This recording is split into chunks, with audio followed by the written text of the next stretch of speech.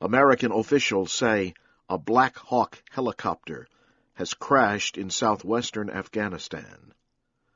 The plane crashed in bad weather Thursday. It was not known if any of the 4 crew members survived.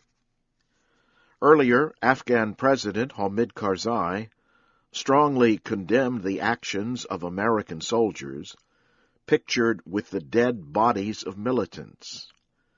He said the pictures were evidence that foreign troops need to withdraw sooner. The pictures were taken in 2010. The Los Angeles Times published 2 of the 18 pictures Wednesday.